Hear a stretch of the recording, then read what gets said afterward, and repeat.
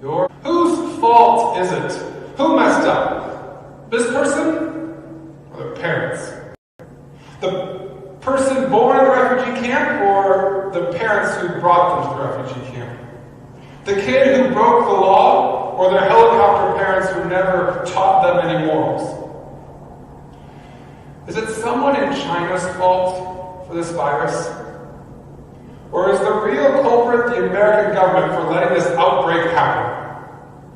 Who's to blame, Jesus? Jesus says, you're asking the wrong question. I mean, I get why we want the answer to that question. Who do we get to blame?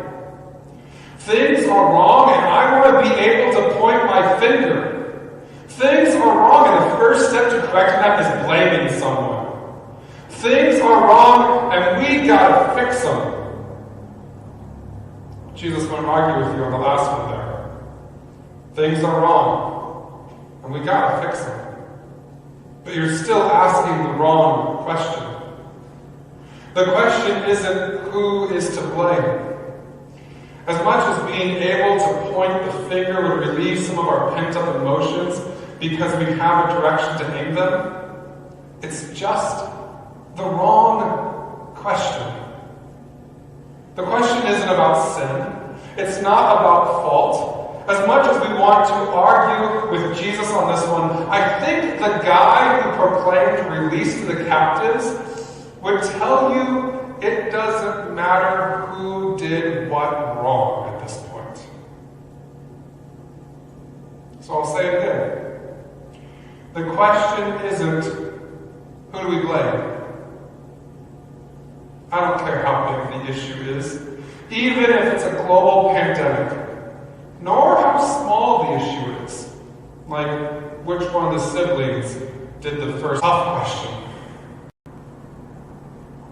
That's the Christian question. You remember the story of the sheep and the goats? In the story, there were people hungry and thirsty. There were people strange and naked. There were people sick and in prison. Do you know what no one asked in that story? No one asked, whose fault is it that this person's hungry or sick or in prison? The real question, the one underlying the whole story, was simply, how is God's glory revealed in these people? As long as you're focused on blame, fault, wrong, the punishment question, you're living in the old world. You're living in the realm where sin is king, and everything we do is an attempt to try to overthrow sin by squashing all the little sin minions in the world. But don't you believe the central story of our faith? Do you know that story?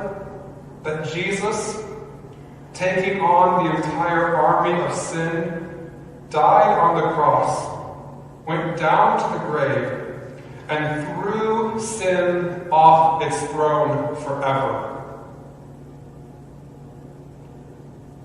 In my head, I picture it like the story at the end of The Lord of the Rings.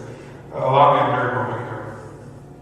Yeah, at the end of the movie, there are still orcs, the bad guys in the world, representatives of sin.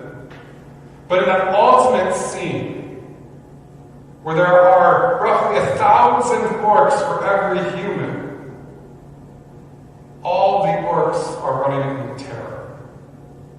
Their master, Sauron, the Lord of the Rings, was destroyed. And the question is always, how can this enlarge the kingdom of God? How can this show us another glimpse of the gospel? How will God's glory be revealed in this moment? That's a real question. And I know it's a tough question. And it doesn't have just one answer.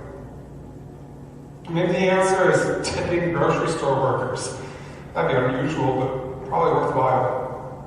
Maybe an answer is calling Tosa Cares and bringing food this Wednesday and Saturday to the by appointment only food drop-off so others can receive food. Maybe an answer is encouraging your representatives rather than complaining to them, and lifting up their spirits in a time when I'm sure they are at their wits' end. Maybe an answer is grabbing a picture of your loved one, lighting candles, and praying round the clock. And even though it feels insufficient compared to your desire to be at their bedside while they're at the nursing home or the hospital, it's still something. And it's important. And it's worthwhile. Maybe it's reminding each other of all the ways God has blessed us before, so that we don't lose hope, so that we are looking expectantly for God to bless us again, even now. I won't claim to have all the answers. What I will claim is that Jesus has taught me the question. You heard the disciples? You see how people in this world talk. Who's to blame, Lord? Who's to blame? Without Christ, everyone is always asking the wrong question. But with Christ, we have the only question that matters in every life circumstance. How will God's glory be revealed in this moment? And that question, that's a pregnant question. The question assumes that there is always an answer. No matter what circumstance you find yourself in, good or bad, no matter what moment you're asking the question about, because we believe that Christ is King. And because Christ is King, there will always be an answer, maybe even many answers to this question, the question that shapes how Christians see all of reality. So ask yourself the question right now. How will God's glory be revealed in this moment? Amen.